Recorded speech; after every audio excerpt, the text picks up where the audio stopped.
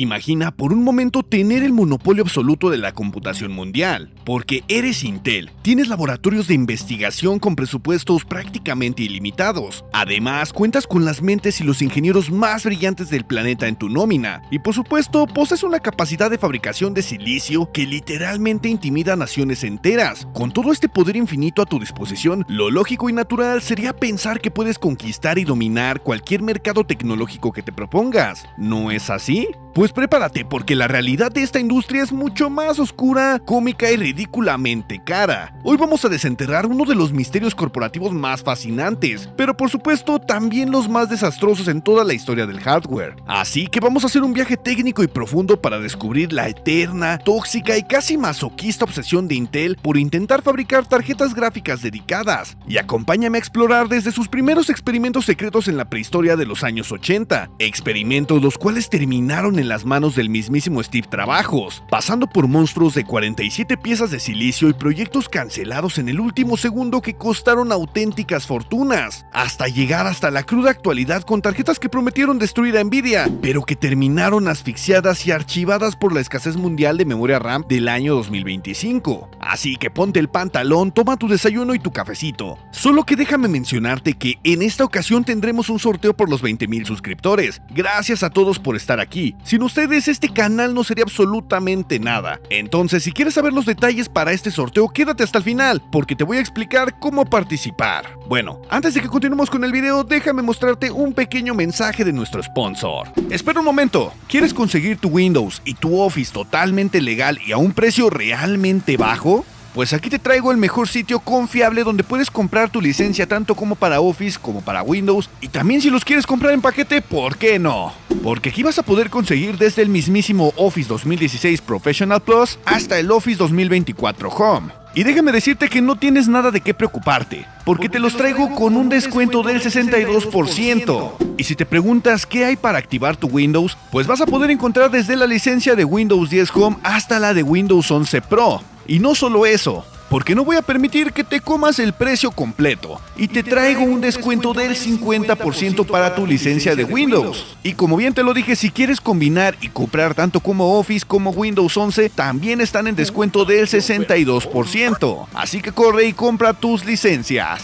Pero ahora sí, continuemos con este video. Mucho antes de que el puerto AGP siquiera fuera un boceto en una servilleta, Intel ya coqueteaba con la idea de aceleradoras gráficas. Si retrocedemos a la verdadera prehistoria tecnológica de los años 80, nos encontramos con que Intel lanzó en 1986 un coprocesador llamado 82786, diseñado para mover gráficos en 2 dimensiones, y por supuesto también descargar de trabajo al procesador principal. Pero la verdadera locura, el primer intento real de tener una aceleradora dedicada para gráficos en 3 dimensiones llegaría en el año 1989, de la mano del microprocesador Intel i860. Técnicamente hablando, el i860 no era una GPU tradicional, sino un procesador de arquitectura RISC superescalar, el cual operaba frecuencias de entre 25 y 50 MHz, y estaba fabricado en un proceso de 1 micrómetro. Sin embargo, su arquitectura incluía una unidad lógica de gráficos revolucionaria capaz de realizar operaciones matemáticas con píxeles en paralelo, lo que lo convertía en una bestia para renderizar gráficos en 3D, y el hardware era tan avanzado y su potencial para manejar los gráficos era bestial, que incluso el mismísimo Steve Trabajos o Steve Jobs, tras ser expulsado de Apple, eligió este chip de Intel para potenciar la tarjeta gráfica dedicada Next Dimension, un periférico carísimo que se conectaba a sus legendarias computadoras Next Cube. Y si te preguntas dónde encontrábamos estos equipos, pues competían en un mercado exótico contra estaciones de trabajos hipercaras de Silicon Graphics y Texas Instruments, logrando un rendimiento asombroso para la época, porque podían acelerar gráficos en color de 32 bits, a resoluciones que hacían llorar a las computadoras personales comunes. Sin embargo, hay que reconocer que fracasó miserablemente en el mercado comercial, y perdió la batalla a largo plazo porque programar para el i860 era un absoluto infierno. Incluso los desarrolladores de software descubrieron que los compiladores de Intel estaban rotísimos, y que la única forma de exprimir su rendimiento gráfico era escribir código en lenguaje ensamblador a mano, algo que nadie quería hacer. Pero al ver que solo servía bien para acelerar gráficos matemáticos, lo terminaron relegando al olvido. matándolo silenciosamente en el proyecto a mediados de los 90, cuando las tarjetas aceleradoras 3D reales, más baratas y fáciles de programar, comenzaron a asomarse por el horizonte. Y todo este desastre de escritorio por parte de Intel comenzaría en el año 1998, porque Intel acababa de inventar el puerto AGP, Accelerated Graphics Port, y esto lo hacían para reemplazar el viejo y cansado bus PCI, pero necesitaban convencer al mundo de que esta conexión era el futuro definitivo, y al ver que nadie lo aprovechaba como ellos querían, se vieron obligados a aliarse con Real 3D, una división nacida nada menos que de los simuladores militares de Lockheed Martin, y esto para crear la tarjeta de video Intel i740, bajo el nombre clave Auburn. Y este pequeño adefesio tenía un objetivo bastante claro: competir contra los dioses indiscutibles de la época, la Voodoo 2 de 3DFX y la Riva TNT de Nvidia. A nivel de hardware y especificaciones, hay que decir que era un silicio fabricado en un proceso de 350 nanómetros, operando con una frecuencia de núcleo y un RAM DAC de 220 MHz. Y si te preguntas ¿qué es un RAM DAC? Es un componente de las tarjetas gráficas que convierten las señales digitales de imagen 0S y 1S en señales analógicas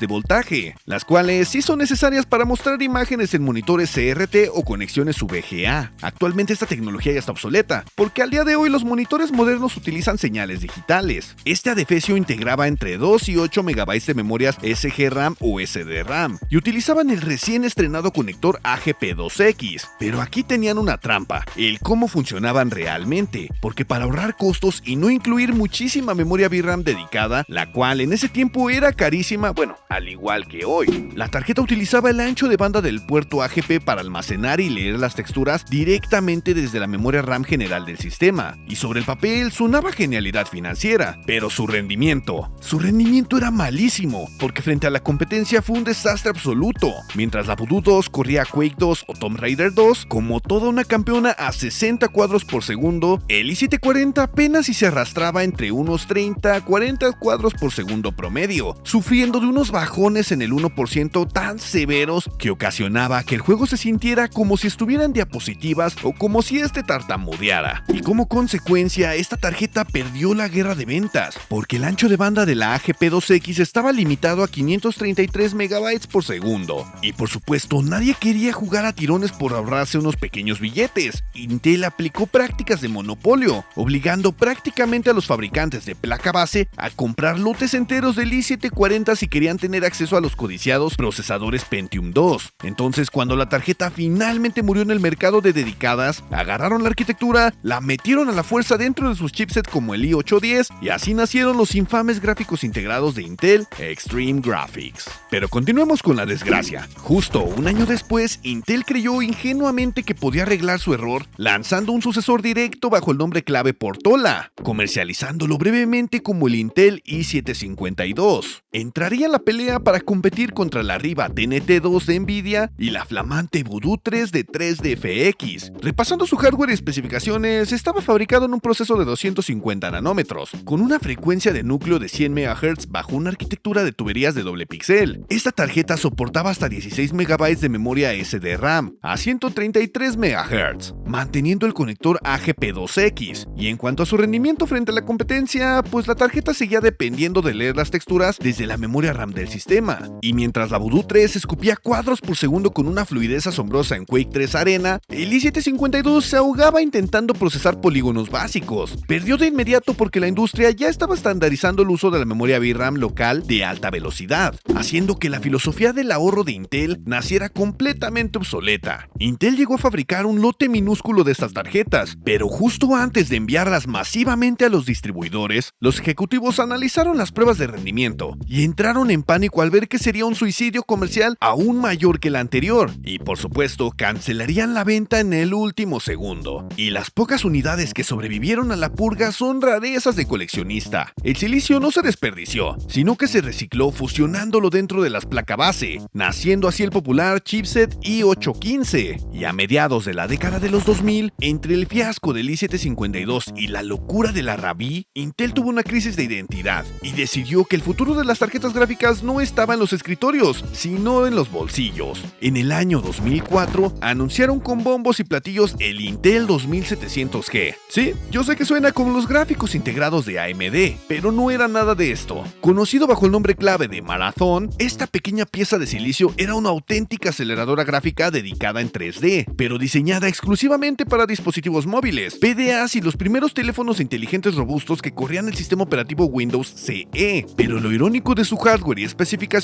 es que Intel no diseñó la arquitectura gráfica. En realidad, licenciaron la tecnología PowerVR MBX de la misma compañía Imagination Technologies. El chip estaba fabricado en un proceso de 130 nanómetros y operaba a la vertiginosa velocidad de 65 MHz, y además incluía un acelerador de video capaz de decodificar el formato MPG-4. ¿Y qué pasa si hablamos de su rendimiento? Porque en su pequeñísimo nicho que tenía esta aceleradora, podía mover juegos de la talla de Tony Hawk Pro Skater escupiendo casi 1 millón de polígonos por segundo. Pero por supuesto, esto es Intel, no hay que olvidarlo, así que la tarjeta perdió la guerra de manera espectacular, y por supuesto fracasaría porque la industria de los teléfonos móviles cambiaría de rumbo violentamente. Intel vendía este chip dedicado como un acompañamiento para su línea de procesadores móviles X-Scale, pero hay que mencionar que la división de móviles de Intel era un pozo sin fondo, la cual perdía dinero a manos llenas. Finalmente, la directiva se cansó de jugar a los teléfonos y decidió terminar con toda la división móvil en 2006. Además, venderían la familia X-Scale junto con el soporte del 2700G a la compañía Marvell Technology, abandonando el mercado móvil justo un año antes de que Apple presentara el primer iPhone, y con esto revolucionara la industria completamente.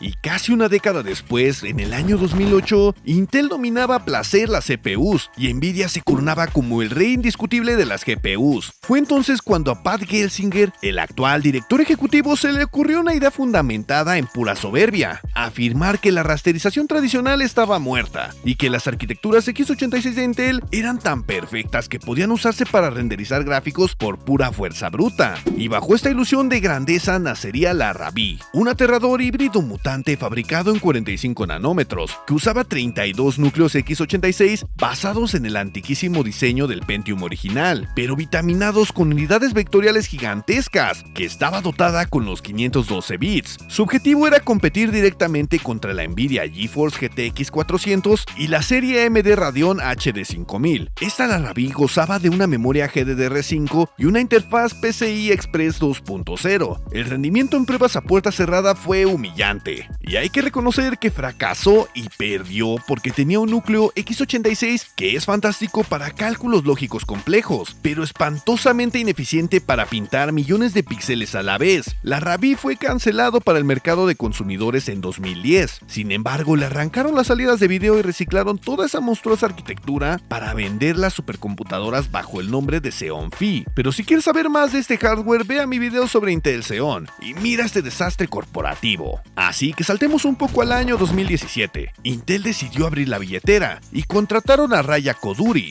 la mente maestra detrás de la arquitectura Polaris y Vega en AMD, dándole un cheque en blanco para crear la arquitectura XE. Pero su primer intento comercial llegó en el año 2020, con la Intel DG1, vendida cobardemente a los mortales como Iris Xe Max. Su meta no era la gloria, sino competir contra el fondo del barril, gráficas de portátiles como la Nvidia MX 350 y los gráficos integrados de la propia AMD. Su hardware y especificaciones consistían en un proceso de fabricación de 10 nanómetros, bajo un proceso superfin, albergando la arquitectura Gen 12 o XCLP, orientada al bajo consumo. Este adefesio contenía 96 unidades de ejecución alcanzando frecuencias de hasta 1650 MHz, esto en modo turbo. Y no solo eso, porque incluía 4 GB de memoria LPDDR4X, que literalmente es una memoria de portátil adaptada a un bus de 128 bits. Físicamente montaba un conector PCI Express X16, pero eléctricamente estaba limitada a un PCI Express 4.0 por 4, y su consumo de energía era una burla, entre 25 y 30 watts, alimentándose exclusivamente de la placa base sin cables adicionales. Pero hablemos de su rendimiento, porque frente a la competencia fue deprimente, rindiendo peor que los gráficos integrados de los procesadores AMD Ryzen de la época, mientras que su competencia, la MX 350, le propinaba una paliza total en estabilidad de cuadros. Y hay que decir que esto fue un chiste, y por supuesto perdió en el mercado, porque era un producto Frankenstein sin sentido comercial, mundial. Literalmente era el chip gráfico de un portátil soldado a una tarjeta PCI Express de escritorio.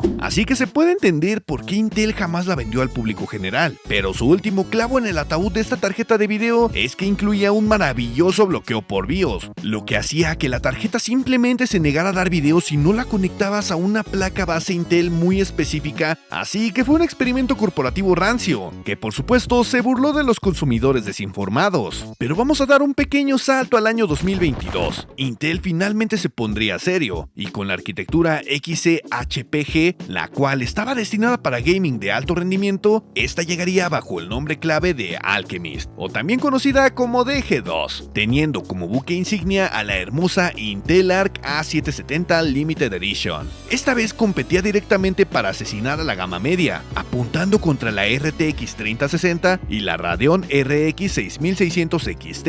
Revisando su hardware y especificaciones, el chip estaba fabricado bajo el nodo TSMC N6, de por supuesto 6 nanómetros, lo que significó que Intel tuvo que tragarse su enorme orgullo de fabricante y mandar a hacer los chips a las fundiciones de Taiwán, y además contaba con 32 XE cores, operando con una frecuencia base de 2100 MHz. Empacaba unos maravillosos 16 GB de memoria GDDR6, por supuesto a una velocidad de 17.5 GB por segundo, y aunque su hermana menor, la A750, solo traía 8 GB, y todo esto bajo un bus de 256 bits que generaban un ancho de banda de 560 GB por segundo a través de un conector PCI Express X16, su consumo de energía exigía 225 watts de conectores de energía de 8 y 6 pines. Tecnológicamente venía armada hasta los dientes, ofreciendo un soporte de Ray Tracing por hardware muy superior al de AMD. Además introducía la tecnología XeSS como respuesta al DLSS de Nvidia mediante unidades de inteligencia artificial XMX, y pasando a la historia como una de las primeras gráficas en el mundo de incluir un codificador AB1 por hardware. Pero el rendimiento frente a la competencia fue algo extraña. En juegos modernos programados bajo DirectX 12 o Vulkan, juegos como Cyberpunk 2077, la Arc A770 aplastaba la RTX 3060 en resoluciones de 1440p, y la A750 competía sin problemas contra la 3060 en resoluciones de 1080p. Pero por otra parte, en juegos antiguos que utilizaban la tecnología DirectX 9 u 11 como CSGO o GTA V, el rendimiento se desplomaba a la mitad con tirones. Esto era injugable, y esto por culpa de una ineficiente capa de emulación por software. Perdería la guerra de ventas inicial por 3 factores letales. Uno, por drivers catastróficos el día de lanzamiento que espantaron a todos los analistas,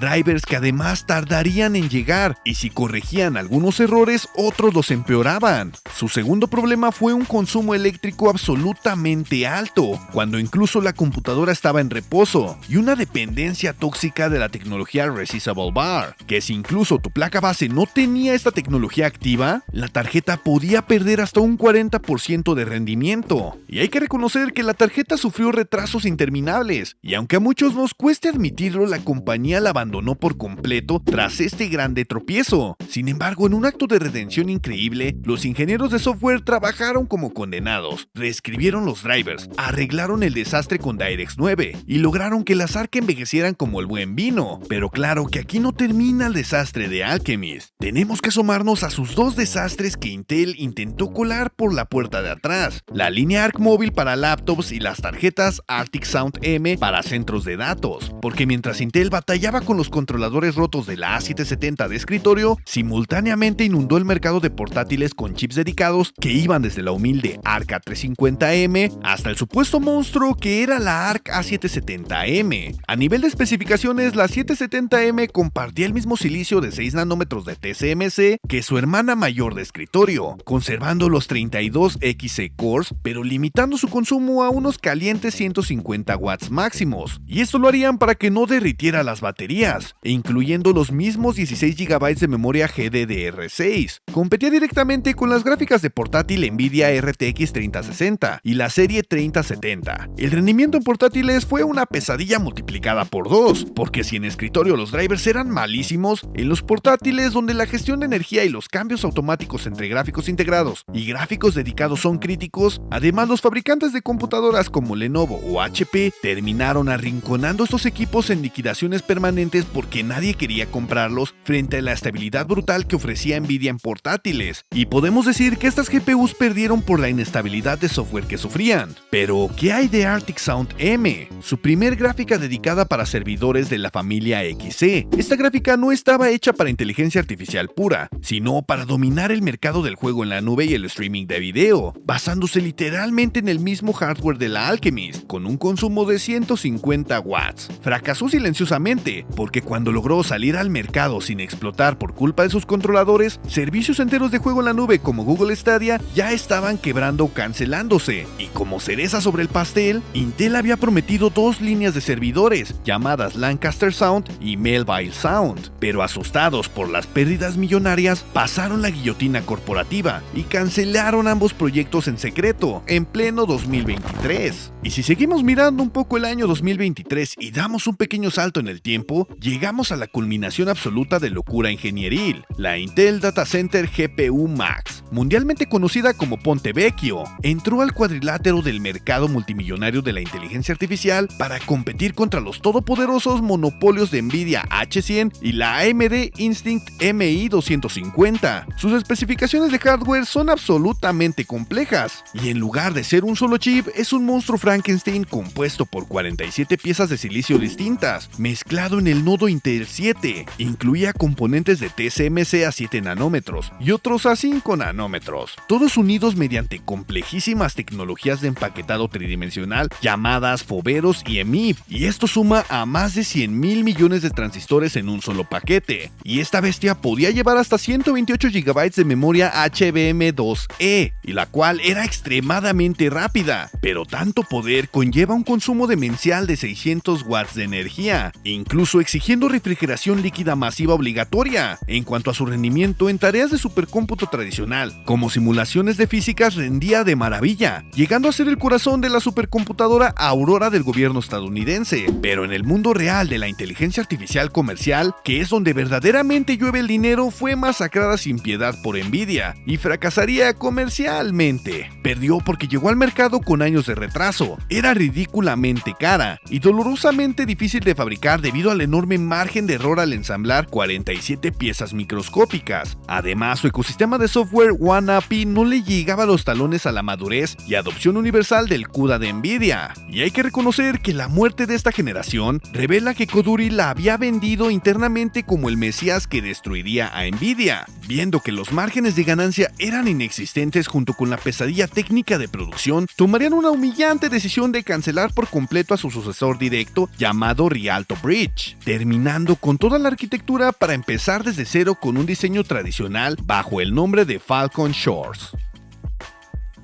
Pero después de que Intel sobrevivió al infierno de Alchemist, lanzarían su segunda generación, Battlemech o la serie Arc-V. A mediados de diciembre de 2024, sabiendo que era un suicidio financiero intentar robarle la corona de la gama alta a Nvidia, se atrincheraron inteligentemente entre las trincheras de guerra de calidad-precio con su campeona, la Intel Arc B580, y su misión era competir contra la RTX 4060 y la RX 7600 de AMD. Su hardware y especificaciones parten del proceso de fabricación de TSMC N5, el cual era de 5 nanómetros, y dándole vida al chip BMG G21, que concentra 19.6 millones de transistores en 272 milímetros cuadrados, basada en la refinada arquitectura XC2HPG. Esta gráfica cuenta solamente con 20 núcleos XC2 y 160 motores XMX para tareas de inteligencia artificial. Su frecuencia base es de unos agresivos